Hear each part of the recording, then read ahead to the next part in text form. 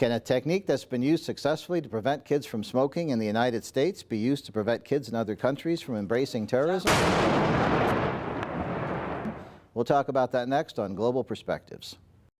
This program is made possible in part by funding from the UCF Global Perspectives Office, the Global Connections Foundation, and the India program at UCF.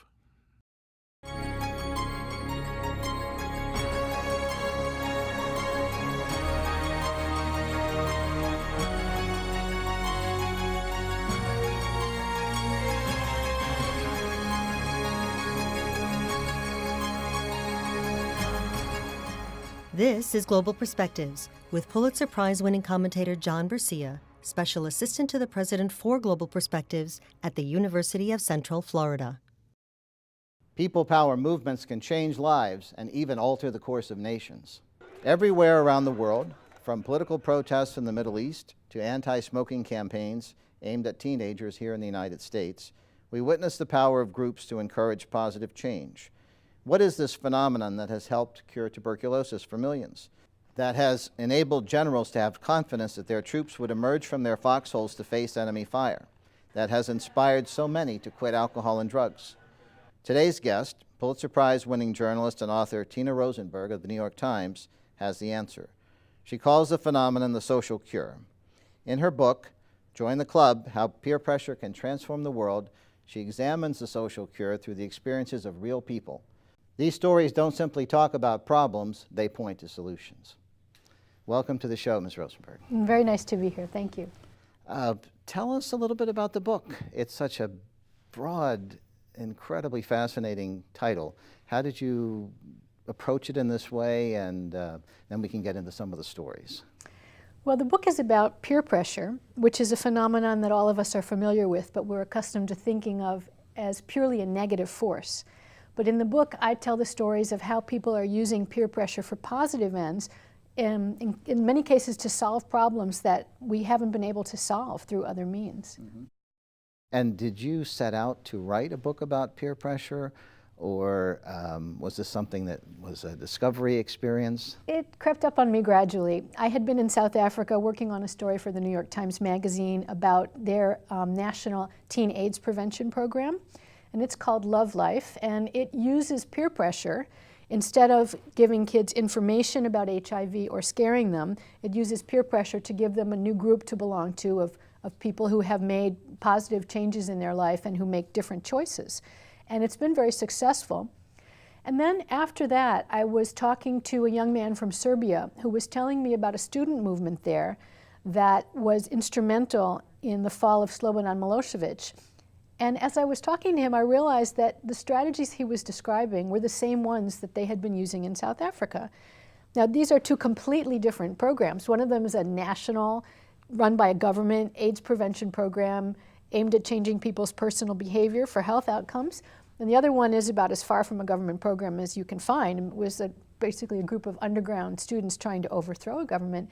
And yet they were both successful using the same techniques, which was motivating people to do what they'd like to do but aren't doing by making it the group that everybody wants to join, by surrounding them with people who support them and hold them accountable.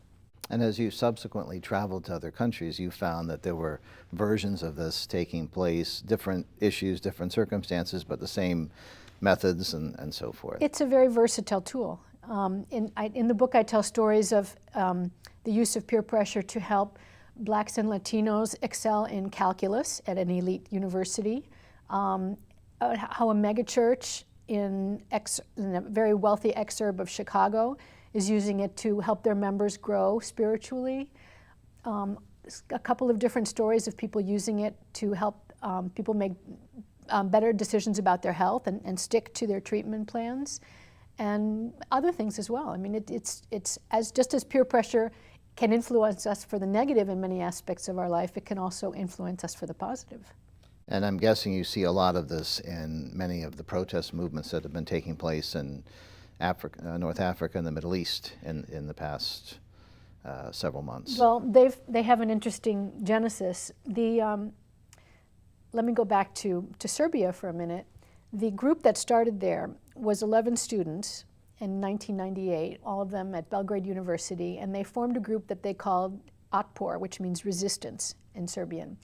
And they said, what we need to do is not tell Serbs what a cruddy government we have, because we know that.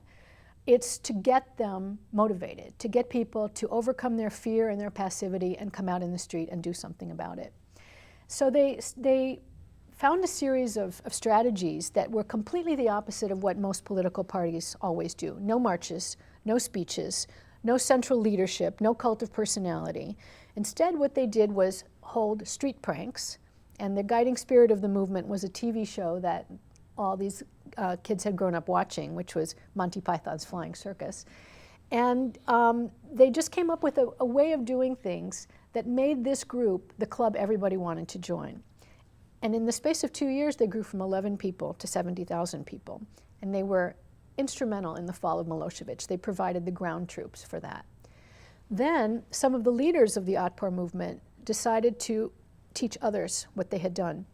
And as you can imagine, they got a lot of phone calls from people who wanted to do what they did in other countries. So they advised successful revolutions in the former Soviet nation of Georgia and the Ukraine.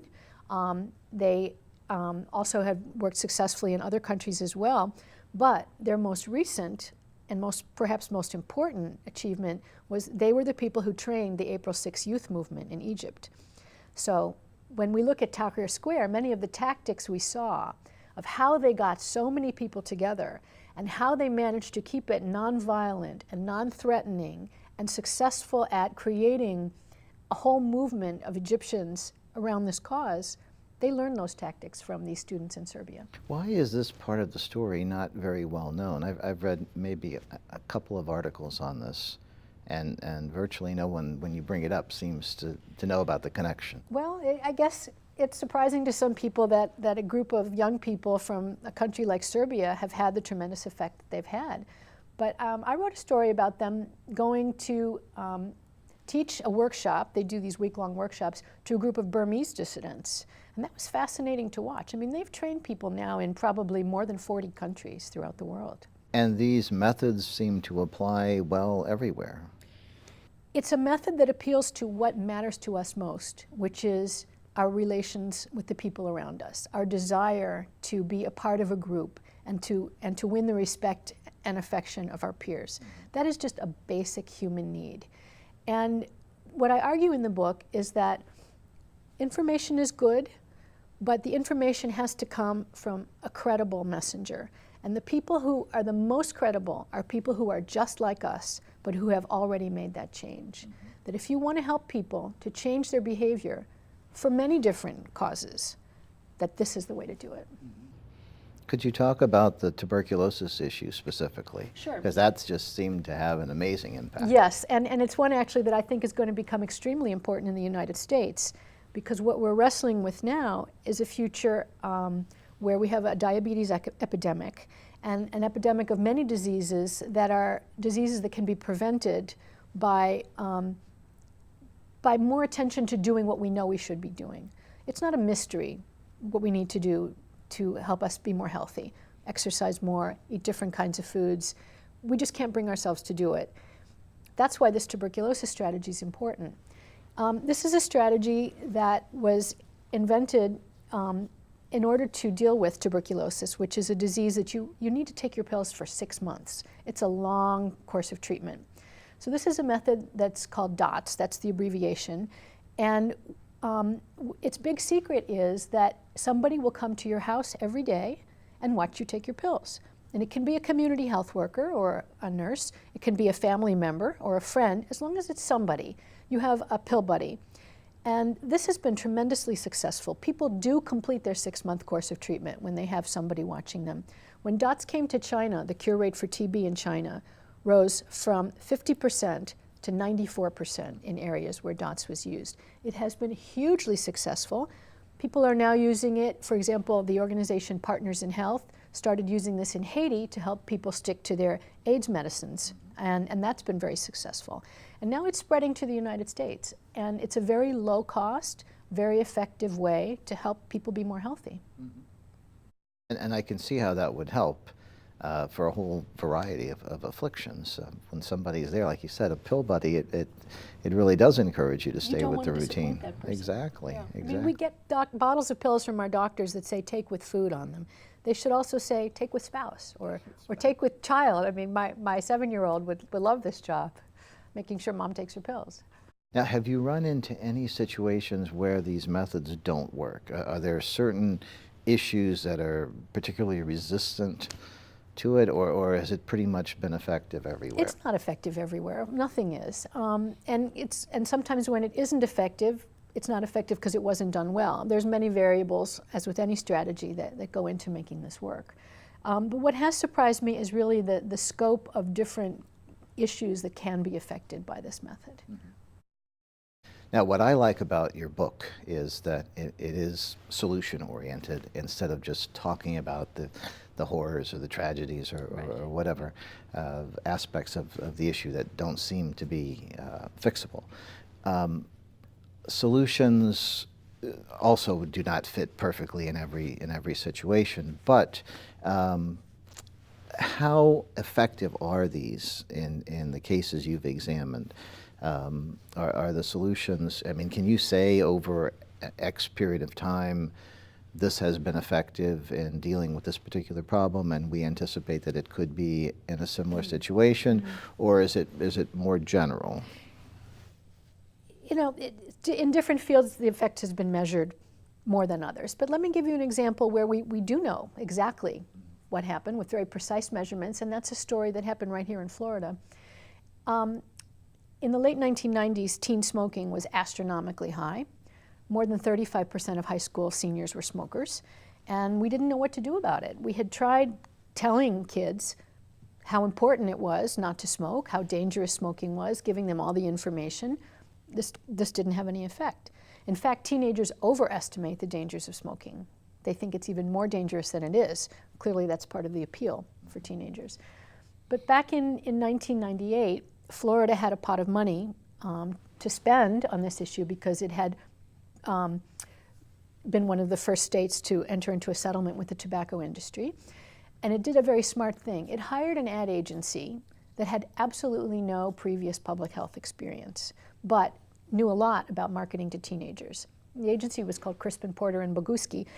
And they sat down and they thought, what is it that makes a teen want to smoke? For a teenager, a cigarette is not a delivery system for nicotine. It's a delivery system for rebellion. It's a way to tell adults, you don't tell me what to do. I'm autonomous. I'm my own person. And very important, it's a way to be cool to your peers. And so Crispin Porter's people said, how can we give kids the same rebellious satisfaction in a healthier way? And then they thought, well, how about encouraging people to rebel against the tobacco industry? Now, at that time, because of the lawsuit against the tobacco companies, a lot of documents were coming out in the discovery process that were showing how the tobacco industry was in fact targeting teenage consumers, although it said it wasn't. So there was really a genuine issue here about kids were feeling they were being manipulated and being lied to. So what the state of Florida did then was to start a program that had a mass media component, TV ads and radio ads, but also had clubs that were formed in every county to do street actions. For example, die-ins, where you lie down on the sidewalk and people draw your outline in chalk. And they did great TV commercials that were written by the teenagers themselves. For example, a group of kids took a road trip. They went to Richmond, Virginia, which is the headquarters of Philip Morris, and they got out at the gate and they asked the guard if they could see the Marlboro Man. And the guard, who was clueless, said, oh no, I'm sorry, you can't because he's dead. In fact, the model who played the Marlboro Man in TV commercials had just died of lung cancer. And they got all this on tape and put it on the air. And it was tremendously successful. The next 2 years in Florida had the biggest drop in teen smoking the US had ever seen. And then the strategy went nationwide, and over the next 10 years the same thing happened. Teen smoking was cut in half. Amazing story. Yes. Mm-hmm. And I'm seeming to remember a reference in the book about this being successful in fighting terrorism. Well, that's a very complicated story. Maybe a snippet of it. Okay. This is a program that I was very intrigued with. It's in London. And it was started by a remarkable man named Abdul Haq Baker, who was born a Roman Catholic. He was a Londoner of Nigerian and Guyanese descent, converted to Islam in his early 20s, and became the chairman of a mosque called the Brixton Mosque. Now, the Brixton Mosque is Salafi. It's extremely fundamentalist, very hard line. The women there, all you can see is their eyes. Extremely fundamentalist, but absolutely nonviolent. And Baker started a group that was separate from the mosque, which is sort of a drop-in center, that then became the destination for London probation to send young Muslim men when they got out of prison, who they thought were susceptible to messages of terrorism. Because the idea was that the best people to turn men away from this path were people who they themselves had a very hardline fundamentalist ideology. In other words, they had street cred. So the staff of this organization, Street, some of whom were themselves former clients, they would sit down with young men and they would show them, for example, propaganda films done by Al-Qaeda. And they would point out the fallacies in the interpretations of Islam and also point out the propaganda techniques that were used. And they also had all sorts of activities. Some of them were more traditional anti-gang things. But the idea was that to take someone who is turning in this direction, the best person to turn them away is someone who walks almost all the way with them, but stops short of violence. Now, this was an extremely controversial program in Britain, because in effect the British government was giving money to groups that had very fundamentalist ideologies, that did have this extreme treatment of women, et cetera. And so eventually their money got cut off. But it was a shame, because the people who really worked closely with this program in London probation just thought it was phenomenal. They thought it was extremely effective in what it had done. I'm curious, you talked about the influence of this youth movement in former Yugoslavia and how it has literally reached around the world. Are there other ways that this is being taught? Are there courses on this subject matter? Because it seems to me it's so interdisciplinary. It would apply to political science, psychology, so many different areas. Do you know if there's any attempt being made to bring this into the curricula at colleges and universities? At the moment, I don't think there is.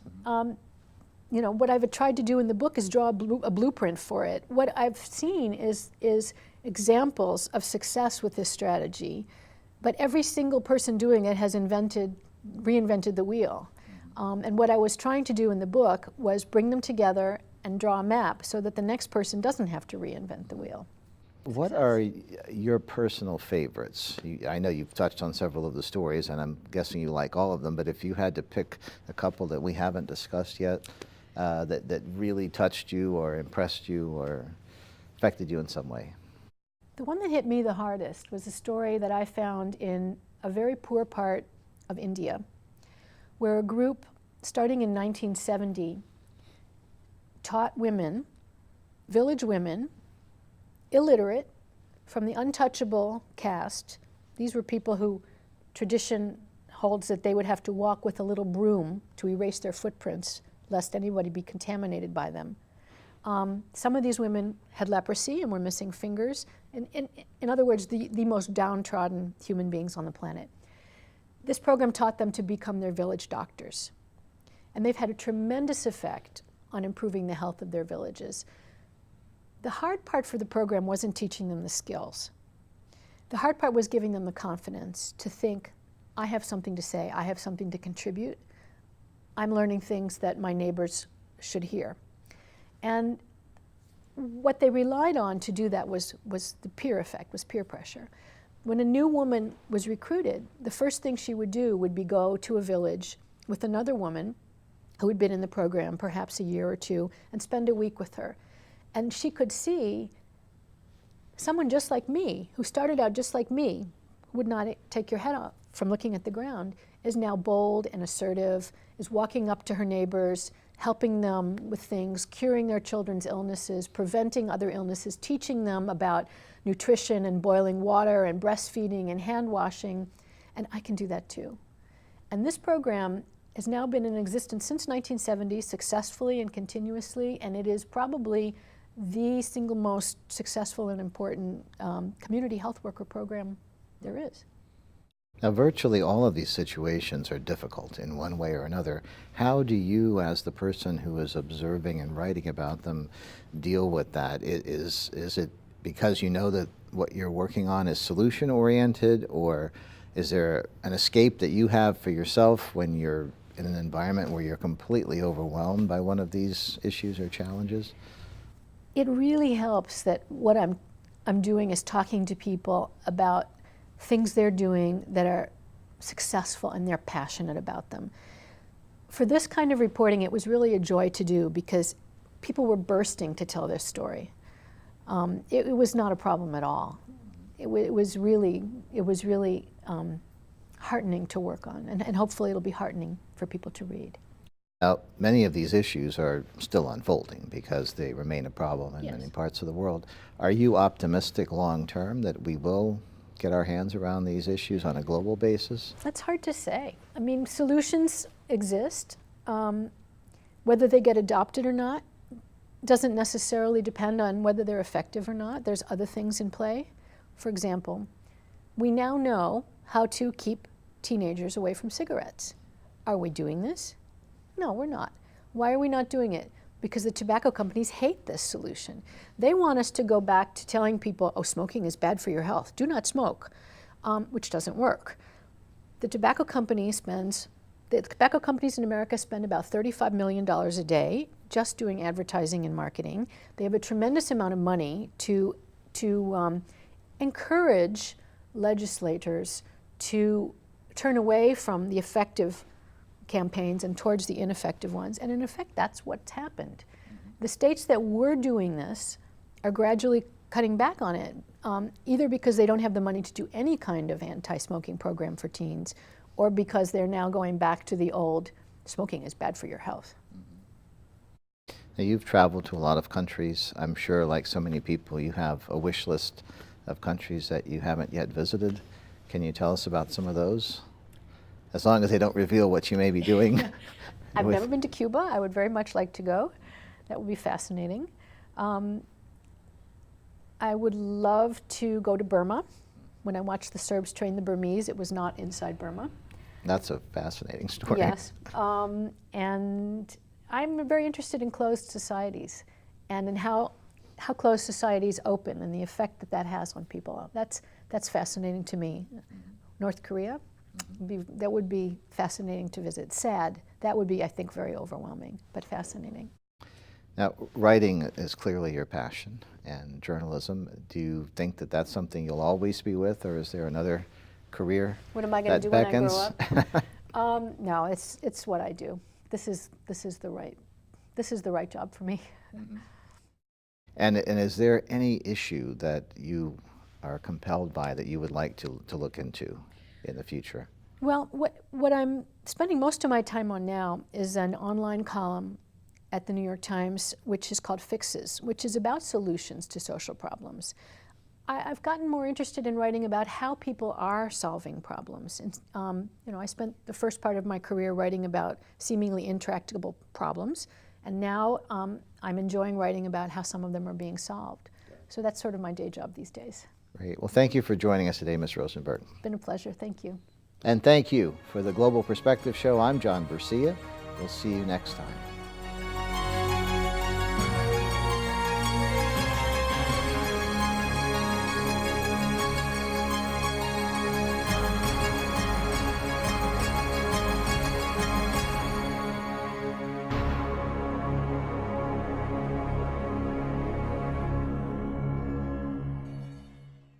This program is made possible in part by funding from the UCF Global Perspectives Office, the Global Connections Foundation, and the India program at UCF.